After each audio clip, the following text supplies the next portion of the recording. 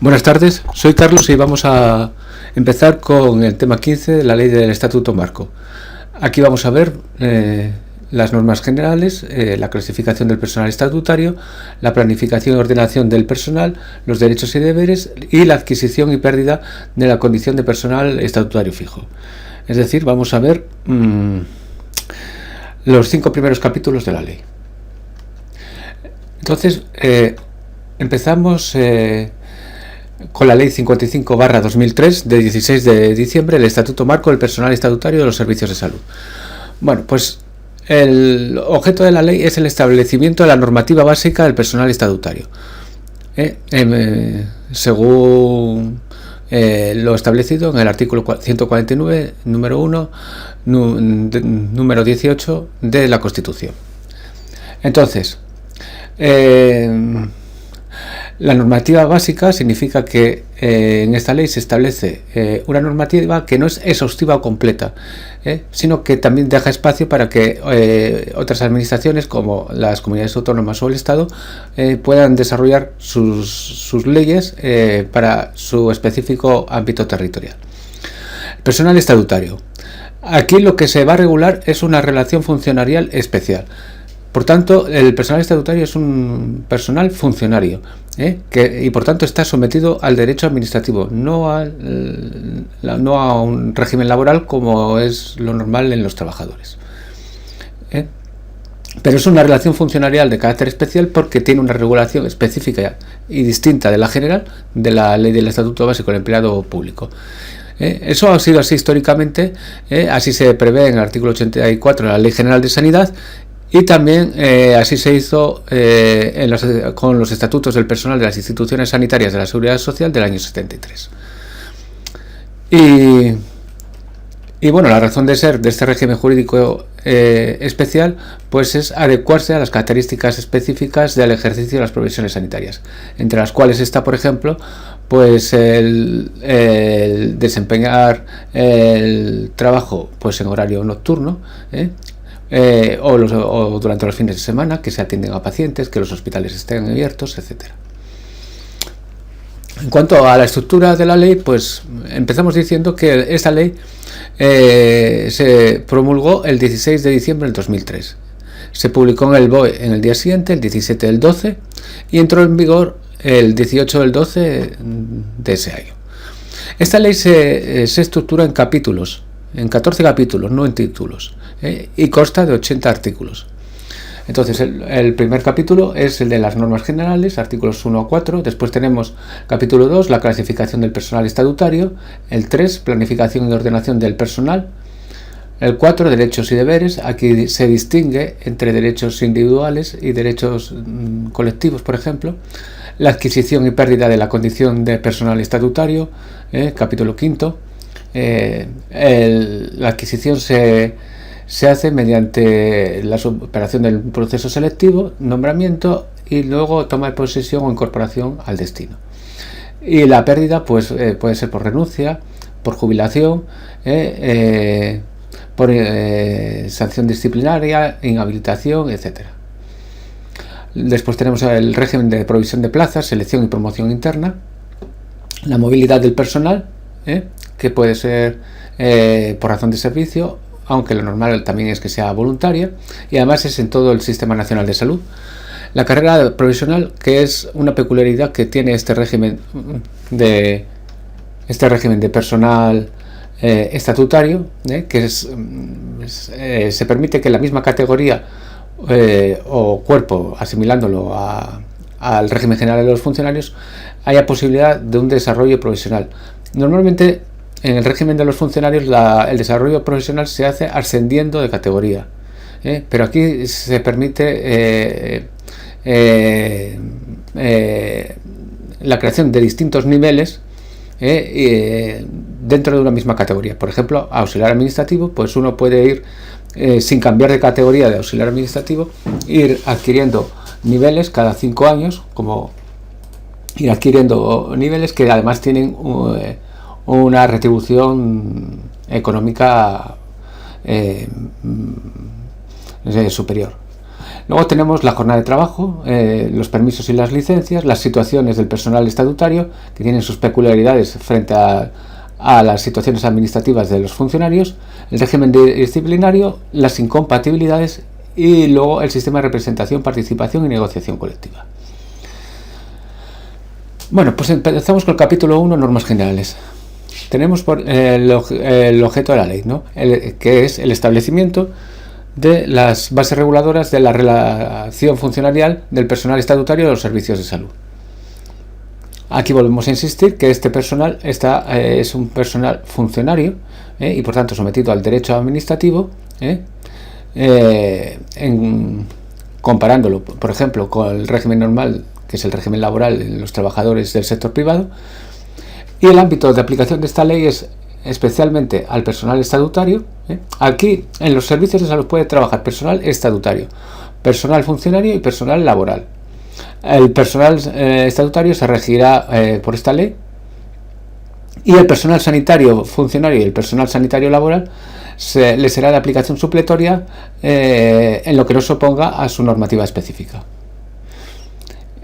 Y además esta norma es de carácter básico. Esto quiere decir lo siguiente, esta ley 55/2003. Esto significa que las propias comunidades autónomas e incluso el Estado pueden realizar una regulación más detallada en su correspondiente ámbito, como por ejemplo pues ha ocurrido en Castilla y León. Pero esto no ha sucedido en la Comunidad de Madrid, donde no se ha promulgado una ley para el ámbito específico de la Comunidad de Madrid del personal estatutario. Y luego pues los principios y criterios de ordenación del régimen estatutario pues se enumera en este precepto. Tenemos sometimiento pleno a la ley y al derecho, igualdad, mérito, capacidad y publicidad en el acceso de la condición de personal estatutario, etc. Bueno, en cuanto a la clasificación del personal estatutario, capítulo 2, tenemos varios criterios. En primer lugar, tenemos que distinguir entre personal estatutario sanitario y personal de gestión y servicios en función de la profesión que desempeñen, sea sanitaria o sea otro tipo de profesión. Por ejemplo, los médicos, enfermeros y auxiliares de enfermería es personal estatutario sanitario. En cambio, los auxiliares administrativos, los celadores, los trabajadores sociales es personal de gestión y servicios. Los informáticos también. Luego tenemos dentro de estos dos grandes grupos, tenemos el personal de formación universitaria y personal de formación profesional en función del título, del nivel de título académico requerido para acceder al puesto. Dentro de la formación universitaria pues tenemos licenciados y diplomados, y dentro del personal de formación profesional tenemos técnicos superiores y técnicos. Y otra clasificación que también tiene mucha importancia es la de personal estatutario fijo, que tiene un nombramiento de carácter permanente, y personal estatutario temporal, que tiene un nombramiento de duración determinada. Dentro de este personal de nombramiento temporal tenemos el nombramiento de interinidad, de carácter eventual y de sustitución. El nombramiento de carácter interino se expedirá para el desempeño de una plaza vacante de los centros o servicios de salud cuando sea necesario atender a las correspondientes funciones. El nombramiento de carácter eventual se expedirá en los supuestos de cuando se trate de prestación de servicios determinados de naturaleza temporal, coyuntural o extraordinaria, o cuando sea necesario para garantizar el funcionamiento permanente y continuado de los centros sanitarios, o para la prestación de servicios complementarios de reducción de jornada ordinaria. Y el nombramiento de sustitución se expedirá cuando resulte necesario atender las funciones de personal fijo o temporal durante los periodos de vacaciones, permisos y demás ausencias de carácter temporal que comporten la reserva de plaza. Luego, lo siguiente que vamos a ver es el capítulo 3, planificación y ordenación del personal. Bueno, lo primero que se hace es hablarnos de algunas atribuciones en materia de personal de órganos específicos. Por ejemplo, pues empieza con la Comisión de Recursos Humanos del Sistema Nacional de Salud, que dice que desarrollará las actividades de planificación, diseño de programas de formación y modernización de los recursos humanos del Sistema Nacional de Salud. Luego tenemos el Consejo Interterritorial del Sistema Nacional de Salud, que como principal instrumento de configuración y cohesión del Sistema Nacional de Salud conocerá y debatirá en su caso y emitirá recomendaciones sobre los criterios para la coordinación de la política de recursos humanos del Sistema Nacional de Salud. Y por último tenemos el Foro Marco para el Diálogo Social, que tiene como objetivo constituir el ámbito de diálogo e información de carácter laboral, así como promover el desarrollo armónico de los recursos humanos del Sistema Nacional de Salud. Este Foro Marco para el Diálogo Social integra las organizaciones sindicales más representativas del sector sanitario y depende de la Comisión de Recursos Humanos del Sistema Nacional de Salud. Después, los planes de ordenación de recursos humanos constituyen el instrumento básico de planificación global de los recursos humanos dentro del servicio de salud o del ámbito que los mismos se precise. La ordenación del personal estatutario se hace mediante el establecimiento de categorías o grupos profesionales en el ámbito de los servicios de salud. Vamos a ver, con carácter general, lo que equivale en el régimen funcionarial a las categorías que serían los cuerpos, en la ley del Estatuto Básico del Empleado Público se dice que los cuerpos se crean por ley.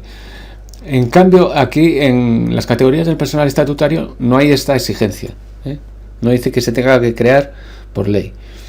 Lo que sí se dice es que en el Ministerio de Sanidad se aprobará un catálogo homogéneo donde se establecerán las equivalencias de las categorías profesionales de los servicios de salud. Al establecerse en cada servicio de salud sus propias categorías, pues la ley ha considerado conveniente prever este catálogo para permitir reconocer las distintas categorías de los diferentes servicios de salud. Y luego tenemos los registros de personal como instrumento básico para la planificación de los recursos humanos, ¿no? Aquí se inscribe a quienes presten servicios en los respectivos centros o instituciones sanitarios en los términos que se prevean en cada servicio de salud. Luego, en el capítulo 4, Derechos y Deberes, tenemos el catálogo de derechos y deberes del personal estatutario. Aquí es importante saber diferenciar entre los derechos individuales y derechos colectivos. Así, a título de ejemplo, pues podemos decir que los derechos individuales tenemos, por ejemplo, el derecho a la estabilidad del empleo y al ejercicio de desempeño efectivo de la profesión, también a la percepción puntual de retribuciones o a la formación continuada adecuada a la función desempeñada, a la movilidad voluntaria, a la promoción interna y desarrollo profesional, al descanso necesario mediante la limitación de la jornada, etcétera. Entre los derechos colectivos, pues tenemos, por ejemplo, la libre sindicación, la actividad sindical, la huelga, la negociación colectiva, la reunión y a disponer de servicios de prevención.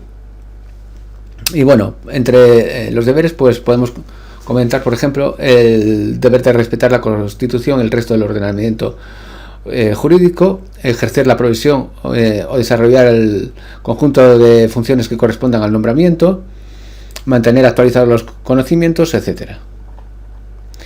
Bueno, lo siguiente que vamos a ver es la adquisición y pérdida de la condición de personal estatutario, que esto está en el capítulo 5, artículos 20 a 28 de la ley del Estatuto Marco. Empezamos con la adquisición de la condición de personal estatutario fijo. Es por el cumplimiento sucesivo de los siguientes requisitos. Primero, superación de las pruebas de selección, que aquí el sistema selectivo habitual, que veremos más adelante, va a ser el concurso-oposición. Después, el nombramiento conferido por el órgano competente, que estará condicionado al cumplimiento de los requisitos fijados en la convocatoria. ¿Cuáles son estos requisitos?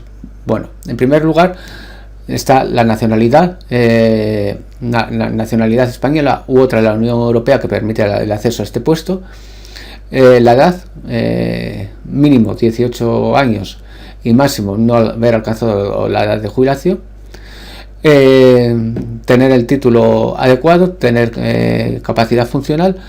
Estos son requisitos cuyo cumplimiento condiciona el nombramiento. Después tenemos la incorporación previo cumplimiento de los requisitos formales. O sea que el funcionario, el nombramiento se tiene que publicar. Normalmente se va a publicar en el diario oficial de la comunidad autónoma correspondiente, de la Comunidad de Madrid. Y después tenemos el acto de toma de posesión y la incorporación a su plaza. Hay que tener en cuenta que mientras el personal estatutario no se incorpore, no adquiere la condición de personal fijo. Y luego tenemos las diversas causas de pérdida de la condición de personal estatutario. Primero tenemos, por ejemplo, la renuncia, que es un acto voluntario que se tiene que hacer por escrito, con una antelación mínima de 15 días. La pérdida de nacionalidad, tomada en consideración para el nombramiento. Si una persona cambia la nacionalidad que se tomó como requisito, por ejemplo, la española, y adquiere otra, por ejemplo, pues otra que no permite alcanzar la condición de personal estatutario, por ejemplo, pues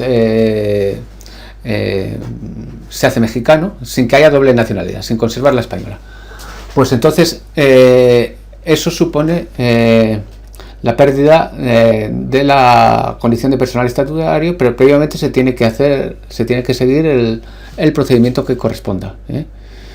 Después, la sanción disciplinaria de separación del servicio en cualquier administración. Esto supone siempre la pérdida de la condición de personal estatutario, la pena principal o accesoria de inhabilitación absoluta, y la especial para el empleo o cargo público, la jubilación y la incapacidad permanente en los términos previstos en esta ley, que es otra forma de jubilación. Y estas son las maneras en que se pierde la condición de personal estatutario fijo. Y con esto pues hemos visto la introducción a este tema 15º. Un saludo y hasta luego.